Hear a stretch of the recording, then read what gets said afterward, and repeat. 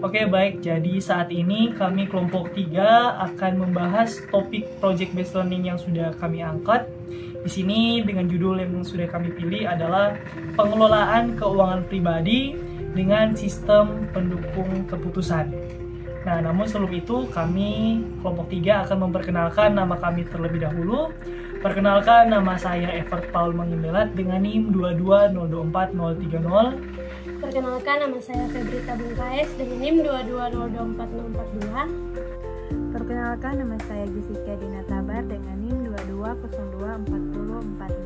Oke, jadi sebelum kita masuk, kita akan cari tahu lebih dulu apa sih itu pengelolaan keuangan pribadi. Nah, jadi pengelolaan keuangan pribadi itu merupakan sebuah cara di mana seseorang mengatur pemasukan dan pengeluaran keuangannya, termasuk mulai dari budgeting, menabung, dan juga investasi.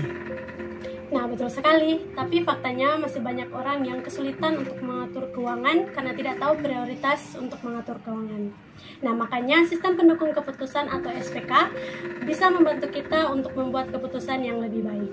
Nah, betul sekali. Dengan SPK atau sistem pendukung keputusan, kita bisa tahu bagaimana mendapatkan rekomendasi alokasi budgeting keuangan kita. Makanya, saat ini kami akan membuat sebuah program yang dapat membantu kita dalam mengalokasikan budget keuangan kita. Dan program ini akan kami buat menggunakan metode Fuzzy Logic. Oke, jadi kita masuk saja ke dalam pembahasan kode programnya. Nah, jadi kode program kami ini menggunakan beberapa library Python seperti skfuzzy untuk implementasi Fuzzy Logic, kemudian ada Flask untuk pengembangan web, dan juga ada SQLite untuk tempat penyimpanan data. Nah, jadi kode program kami ini terdiri dari beberapa komponen utama, di mana yang pertama ada inisialisasi dan juga konfigurasi, di mana pada bagian login basic config merupakan konfigurasi flash dan juga login. Nah, kemudian ada dev init database atau DB untuk inisialisasi database SQLite. Nah, kemudian untuk komponen utama selanjutnya ada model Fuzzy Logic, di mana pada bagian kelas budget recommender Fuzzy merupakan implementasi Fuzzy Logic. Nah, selanjutnya masih pada komponen model Fuzzy Logic pada bagian kelas budget database, yaitu definisi untuk variabel, fungsi keanggotaan, dan aturan Fuzzy. Nah, kemudian selanjutnya untuk komponen utama selanjutnya yaitu pengelolaan database, di mana pada bagian static method merupakan kelas budget data untuk operasi database. Nah, kemudian untuk komponen utama yang terakhir ada API endpoint, di mana pada bagian approach calculate, di mana merupakan endpoint untuk menghitung alokasi anggaran. Ada juga approach history untuk mendapatkan histori dan statistik. Yang terakhir ada approach API health untuk health check.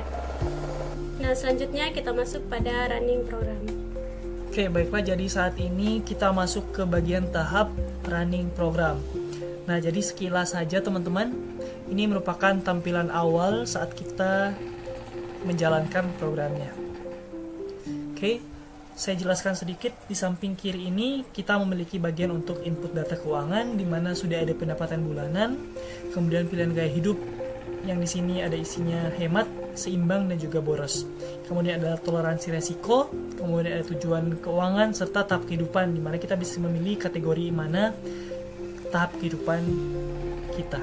Misalnya di sini ada dewasa muda, yaitu usia 18 hingga 30, kemudian ada mapan, prapensiun, dan juga pensiun. Oke, kita lihat di bagian samping kanan ini terdapat bagian rekomendasi alokasi anggaran.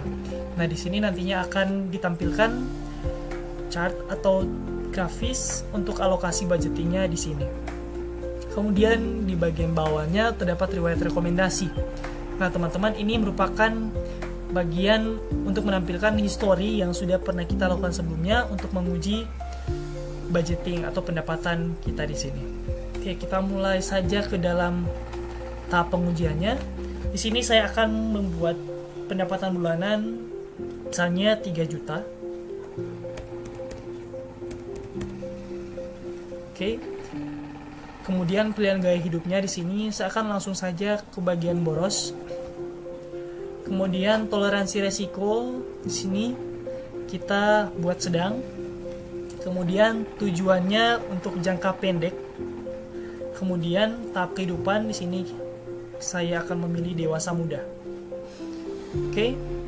Dan jika sudah diisi semuanya, kita buat rekomendasinya. Oke.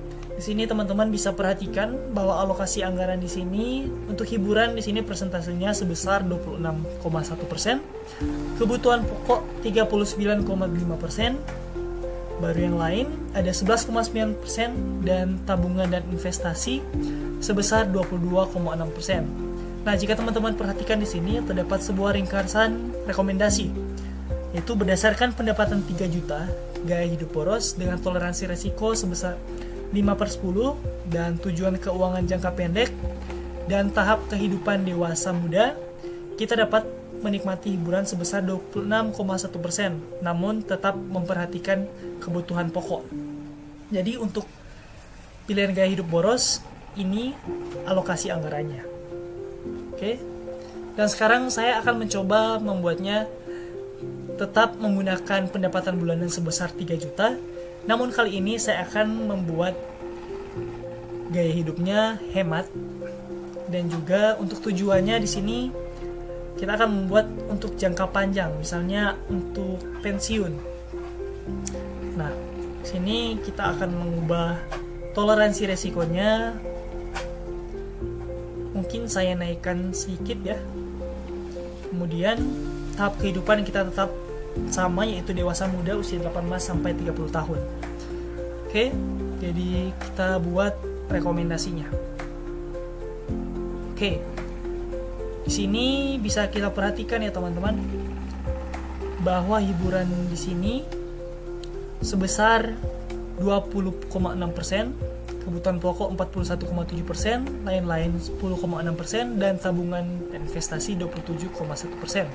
Ringkasan rekomendasinya di sini berdasarkan pendapatan 3 juta dengan gaya hidup hemat, toleransi resiko yaitu 7/10, tujuan keuangan pensiun, dan tahap kehidupan dewasa muda, kita dapat menikmati hiburan sebesar 20,6%, namun tetap perhatikan kebutuhan pokok.